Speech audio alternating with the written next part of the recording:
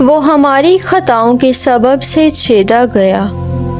کلام مقدس میں سے ہمارے لیے آج کی تلاوت اشعیاء نبی کا صحیفہ، اس کا 52 باب 13 سے 53 باب کی 12 آیات تک۔ دیکھ میرا خادم برومند ہوگا، وہ سرفراز اور نہایت بلند ہوگا، جس طرح بتیرے دیکھ کر تجھ سے دنگ ہو گئے، کیونکہ اس کا چہرہ انسان کے چہرے سے اور اس کی صورت بنی نوع انسان کی صورت سے زیادہ معیوب ہوگی۔ اسی طرح بتیری قومیں اسے دیکھ کر تعجب کریں گی اور بادشاہ اس کے سامنے منہ بند کریں گی، کیونکہ جو کچھ انہیں بتایا نہ گیا تھا وہ اسے دیکھیں گے، اور جو کچھ انہوں نے نہ سنا تھا وہ اس پر نظر کریں گے۔ جو ہم سے سنا اس کا کس نے یقین کیا، اور خداوند کا بازو کس پر ظاہر ہوا؟ وہ اس کے آگے کونپل کی طرح پھوٹ نکلا، خشک زمین سے جڑ کی مانند۔ اس کی کچھ صورت نہیں، اس کی کچھ حشمت نہیں کہ ہم اس کا لحاظ کریں، اس کی کچھ شکل نہیں کہ ہم اس کے مشتاق ہوں۔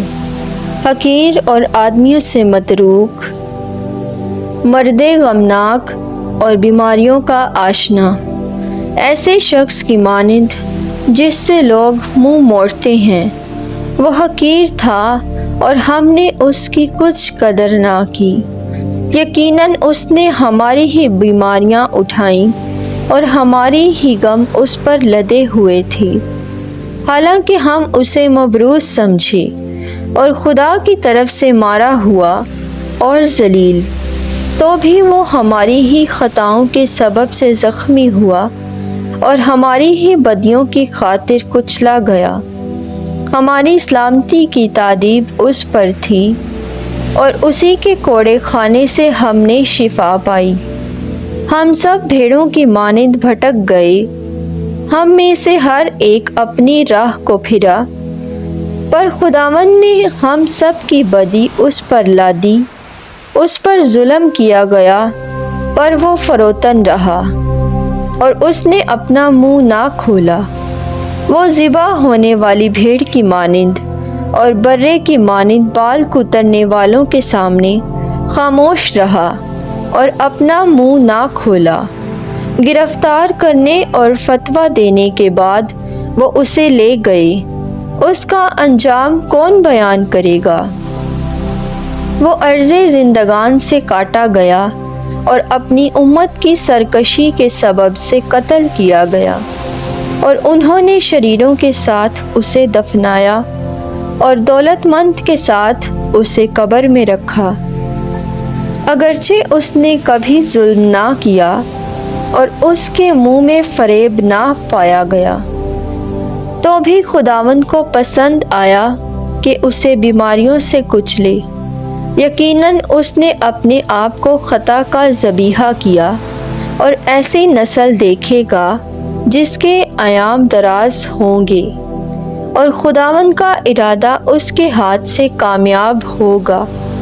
وہ اپنی جان کے دکھ کے بعد نور دیکھے گا، وہ اپنے عرفان سے آسودہ ہوگا۔